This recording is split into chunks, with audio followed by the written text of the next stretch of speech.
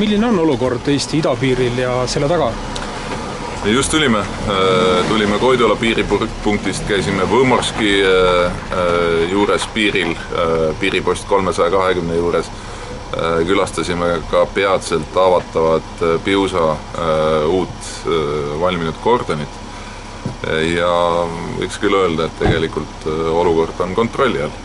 Et selgelt see piirilõik Eesti idapiiril on arenemisjärgus, väga palju tehakse praegu seda selleks, et tõepoolest siis erinevate vahenditega oleks võimalikult hästi ikkagi see küllalt keeruline piirijoon siin looduses võimalikult hästi kaitsta ja komisjon sai täie ülevaate siis nii statistilistest andmetest, piiririkkumiste seisust kui siis nendest vahenditest, võimalustest, kuidas piiri kaitstakse praegu. Kas piiri valvamine peaks olema jätkuvalt nii-öelda Eesti siseministeeriumi teema või peaks arvestades praegust olukorda see olema ka laiemalt selline kaitsepoliitiline, kuulma kaitsepoliitika osaks? Eks tegelikult meil riigikaitse ongi ikkagi laiapindne. Ega me ei jaga seda, et nüüd Kaitseministeerium või Kaitsevägi ainult tegelevad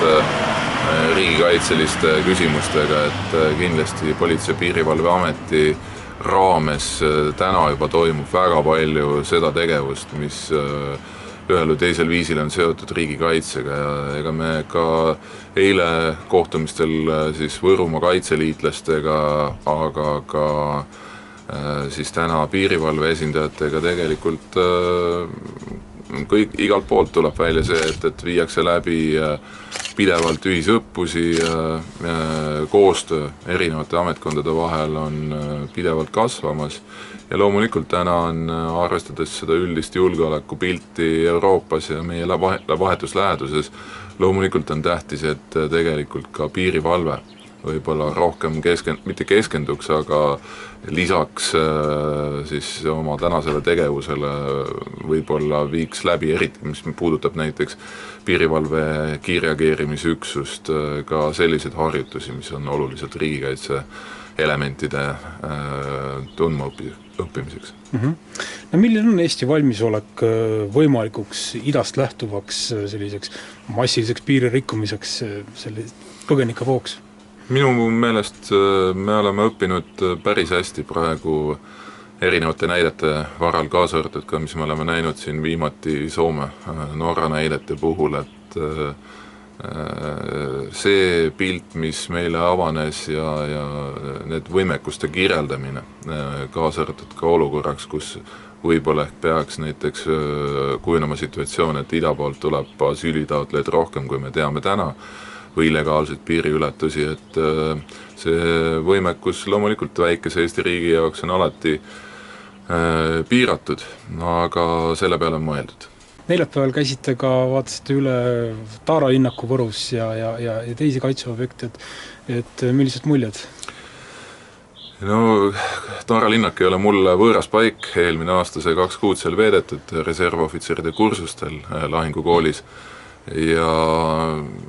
käisime komisjoniga, vaatasime nii Kuperjanovi pataljoni praeguse seisu kui lahingukooli, aga meie peatähelepanu oli ka siis teise jalaväebrigaadi loomise hetkeseis. Kolonel Rebo andis põhjaliku ülevaate selles osas ja kindlasti on Kuperjanovi pataljon ja Taara linnak ikkagi väga oluline meie riigi kaitse seisukohalt objekt ja rõõm on ikkagi näha, et nii Taara linnak kui tegelikult mitmed teised enamik meie kaitserajatistest ja kaitseväe rajatistest on väga heas ja arenevas seisukorras. On seal veel mingid investeeringud plaanis? Hetkel võib-olla kõige olulisemad investeeringud on seotud meie esimese jalaväebrigaadi linnaku arendamisega ehk siis Tapa linnaku arendamisega.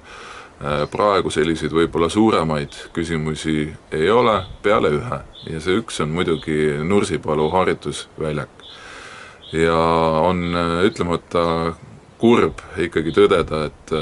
meil jätkuvalt on